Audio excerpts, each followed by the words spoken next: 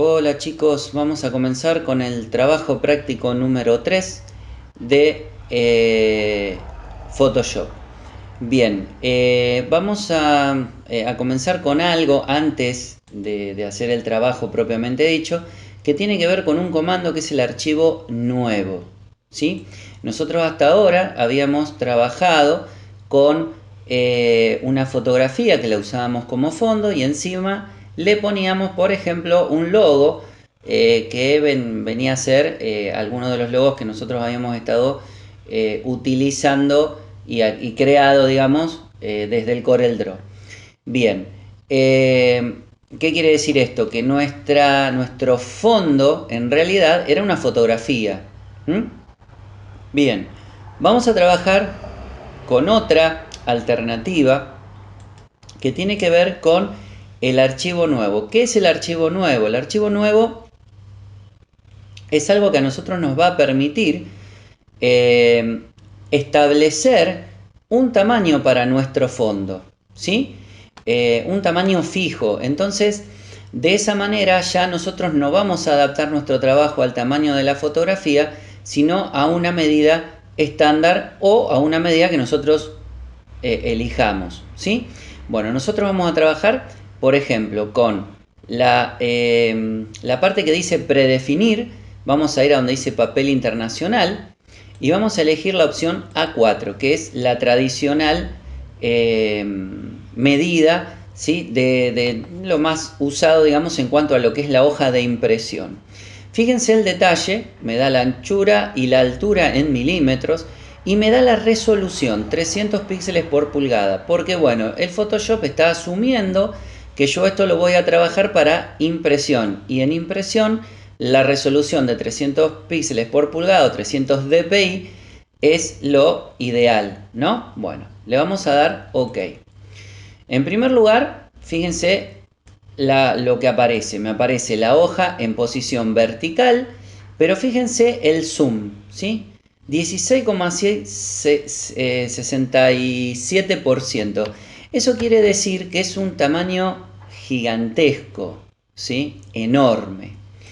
Bien, vamos a ver archivo nuevo de nuevo y vamos a hacer un cambio. En vez de 300 dpi, le vamos a poner 72, que es el tradicional para la pantalla de la computadora. ¿Sí? Para lo que, o sea, los dpi en 72 es lo que se establece como el mínimo para, por ejemplo, ser mostrada una fotografía en un monitor de una computadora. Le damos el OK. Fíjense que aparece como si fuera un poco más grande, pero en realidad esta está a un 100%, fíjense acá abajo, ¿sí? Hay una diferencia enorme en el tamaño. Fíjense que yo acá a esta hoja la voy a poner al 50, luego al 25 y voy a esta otra, la que estaba en 300 dpi, la voy a llevar al 25. Fíjense que prácticamente no cabe en la pantalla. Miren la diferencia que hay. Esta es la diferencia real entre una hoja A4 que está en 300 dpi y una A4 que está en 72 dpi. Si ustedes van a la opción de imagen, tamaño de imagen, se van a dar cuenta que en los centímetros no va a haber ningún cambio. Fíjense, 21, 29,7. Vamos acá. Tamaño de imagen. 21, prácticamente 29,7. Lo que me cambia son los píxeles, ¿sí? Eso es lo que me muestra la diferencia entre entre una hoja y otra, porque habla de una diferencia más que nada que tiene que ver con los dpi. Fíjense que acá me dice 300, en la otra eran 300 y pico, 400 y pico, y acá fíjense que está en el orden de los 2000 y los 3500 aproximadamente, los píxeles. Bueno, básicamente para que esto se entienda mejor, a mayor resolución, más grande va a ser el tamaño de la hoja, ¿sí? Es como que la fotografía en 300 dpi es mucho más grande, a pesar de que las dimensiones en centímetros sean las mismas, que la fotografía en 72 dpi. Así que bueno, eso es para tenerlo en cuenta. Y también para tener en cuenta lo siguiente. ¿Qué ocurre si nosotros vamos a trabajar con imágenes en estas ¿sí? En estas dimensiones. Bueno, una cosa importante a tener en cuenta que hay una opción en imagen que es rotar lienzo. Yo la voy a usar, pueden usar cualquiera de las dos de 90, siendo una hoja en blanco, que tiene que ver con rotar el lienzo para que quede en tamaño, en lo que sería la posición horizontal, ¿sí? Porque recuerden, ¿sí? Nosotros estamos trabajando habitualmente con fotografías que están en esta posición, no en vertical.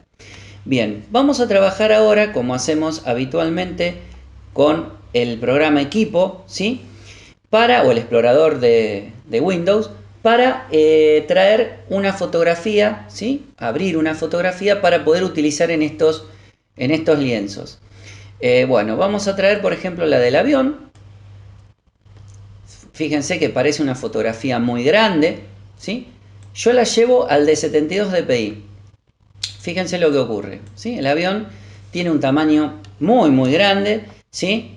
Considerando que esto es una hoja A4, yo voy a poder trabajar tranquilamente porque ustedes no se olviden que yo a esto lo puedo reducir el tamaño que yo quiera, ya que al reducir no me va a perder lo que sería la nitidez de la fotografía, ¿sí?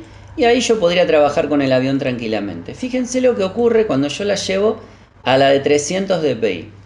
No es una fotografía demasiado pequeña, pero fíjense que si yo la quiero trabajar para el total de la hoja, vamos a suponer como un fondo, va a ser bastante complicado, ¿sí? Porque no la voy a poder agrandar. Si la agrando, voy a empezar a perder resolución en la foto y me va a quedar como pixelada, ¿sí?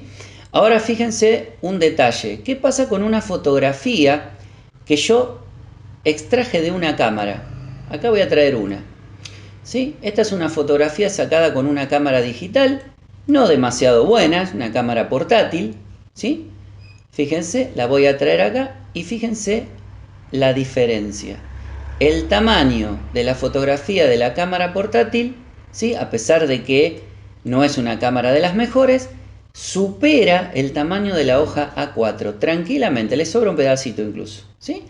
Entonces, con esta foto, con una foto de una cámara digital, sí se podría trabajar en lo que es la hoja A4 en 300 dpi. Básicamente, trabajar con 300 dpi uno lo puede hacer cuando tiene foto de este tipo, ¿sí? Nosotros que vamos a estar trabajando con fotografías sacadas de internet, no es muy recomendable trabajar con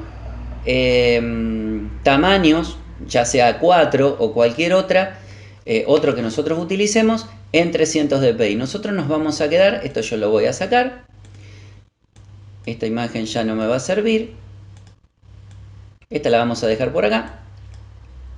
Nos vamos a quedar con nuestro tamaño A4, pero en 72 dpi, ¿sí? Ese va a ser nuestro estándar para poder trabajar cuando uno quiere empezar a trabajar con un tamaño predeterminado. Ahora bien, vamos a ir a lo que sería el trabajo práctico, ¿sí? Bueno, fíjense un detalle. Yo voy a insertar, por ejemplo, el avión, ¿sí? Ahí lo puse. Y voy a aprovechar primero, fíjense que hay un detalle, esto siempre lo tengo que ir corriendo hasta encontrarle dónde está el cuadradito para poder reducir el tamaño de la foto, ¿sí? Y no se olviden siempre de cliquear en el de la proporción para que no me pierda proporción. Lo voy a poner un poquitito más grande, apenitas, ¿sí? Ahí, ¿sí?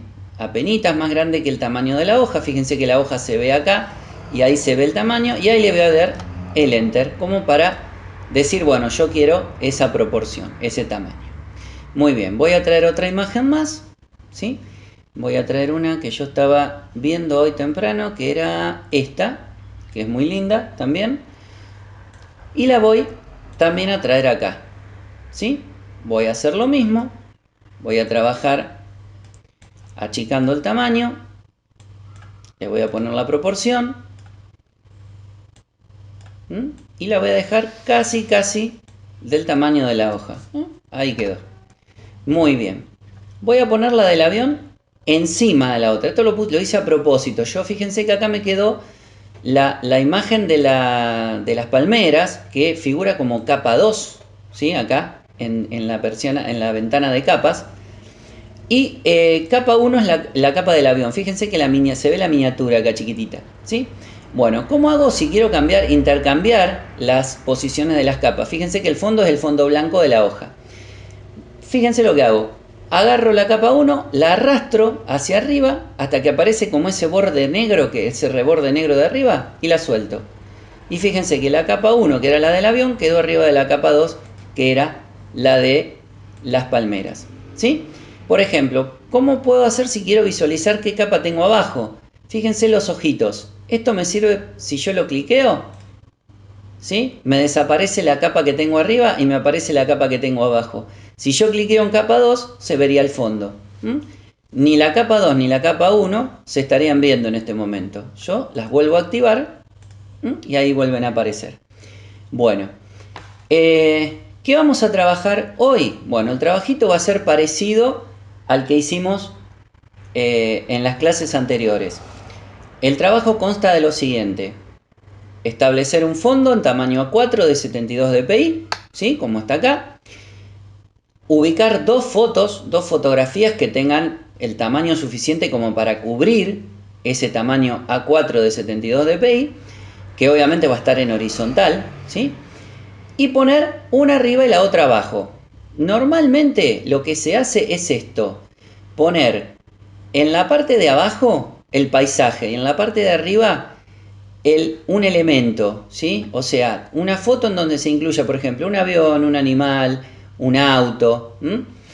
Y ojo, porque esto no sale bien para todo. Todo depende del efecto que nosotros vamos a trabajar ahora, depende de la elección de las fotos. Fíjense que acá la característica que tiene la foto del avión es que el fondo que tiene el avión es un fondo casi uniforme, casi como si fuera liso. Bien, hay una herramienta que es la herramienta de fusión, ¿sí? que esto aparece en la ventana de capas. Esto que dice normal es la herramienta de fusión. Fíjense lo que yo hago. Cliqueo acá, me salen un montón de opciones de fusión, ¿sí? Yo puedo elegir una de las más utilizadas es multiplicar. Yo cliqueo y fíjense lo que ocurrió. Las dos fotos quedaron mezcladas, ¿sí?